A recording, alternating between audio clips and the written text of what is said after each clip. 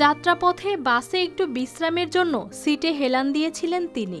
দীর্ঘ পথ আর বয়সের ক্লান্তিতে চোখ বুজে এসেছিল স্বাভাবিকভাবেই। কে জানত সেই সামান্য বিশ্রামই হয়ে উঠবে জীবনের শেষ থামা। নিঃশব্দে কাউকে কিছু না বলেই পৃথিবী থেকে বিদায় নিলেন ৭২ বছর বয়সী হারুনুর রশিদ। বৃদ্ধ লোক আমাদের গাড়ির মধ্যে মরে সে সিটের মধ্যে এখনো রয়ে গেছে, এটা নিয়ে তদন্ত করতেছি। রোববার গাজীপুরের কালিয়াকৈর বাসস্ট্যান্ড থেকে যাত্রা শুরু করেন হারুনুর রশিদ। উদ্দেশ্য ছিল টাঙ্গাইলের ঘাটাইল উপজেলার বাড়ি। বাসে উঠে নিজের সিটে বসেন হারুন। কিছুক্ষণ পরেই মাথা হেলিয়ে ঘুমিয়ে পড়েন। পথে কোথাও প্রকাশ পায়নি কোনো অস্বস্তি, যাত্রাপথেও হয়নি কোনো হইচই। ঘাটাইল এলাকায় নামার কথা থাকলেও তিনি আর ওঠেননি। বাসটি সন্ধ্যার দিকে গোপালপুর বাস স্ট্যান্ডে পৌঁছায়। যাত্রীরা একে একে নেমে যান। বাস প্রায় ফাঁকা হয়ে গেলেও একটি সিটে বসেছিলেন হারুন। ডেকে সাড়া না পেয়ে বিষয়টি বুঝতে পারেন চালক ও সহকারীরা। ধরে ধরে তাকে নিয়ে আসতেছে, বলতেছে গোপালপুর যাবো, 100 টাকা ভাড়া, ওই লোকটার টাকা 100 টাকা দিয়ে দিল আমার। পরে সে আইনে সিটে বসে, গাড়ি খালি আছিল, পরে নিয়ে আসলাম গোপালপুর আসবো। পরে পাম্পে তেল মেল নেওয়ার পরে নয় সে দেখি যে লোক সব নেমে যায়, সে নামে না। পরে আমি নেতৃবৃন্দ করে ডাক দিলাম, নেতা করে ডাক দিলাম যে ওস্তাদ এই ঘটনা।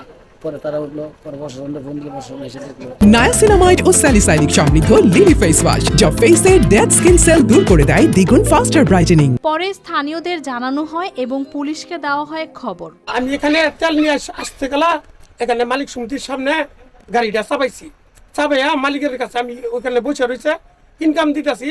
এর মধ্যে আমার স্টাফে বলতেছে যে একটা লোক যে সিটের মধ্যে বসে রয়েছে সে তো উঠতেছে না, নড়াচড়া করতেছে না, ডাক দিতেছি একটু দেউনছে। পরে লগে লগে আমাদের ওই কর্মকর্তারা ওইখানে বসে রয়েছে, সবাই গাড়ির মধ্যে উঠে পরে দেখলো। দেখার পরে ওই প্রশাসনকে তখন ফোন দিল যে আপনার আসেন, এরকম একটা সিটের মধ্যে একটা লোক বসে রয়েছে, সে তো কথা বলতেছে না। পুলিশ ঘটনাস্থলে এসে পরীক্ষা নিরীক্ষার পর নিশ্চিত করে তার মৃত্যুর বিষয়টি।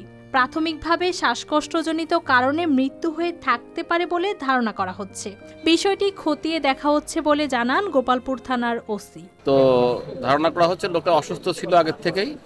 তার পকেটে 2-3টা নাম্বার পাওয়া গিয়েছে। ওই নাম্বার দিয়ে আমরা ট্রাই করতেছি যে ওই লোকটার পরিচয় পাওয়া যায় কিনা।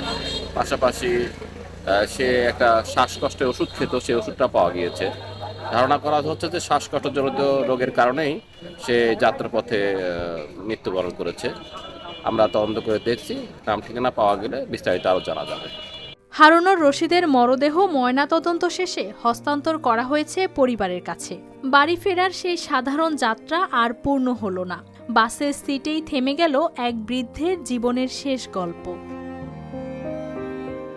News desk, RTV।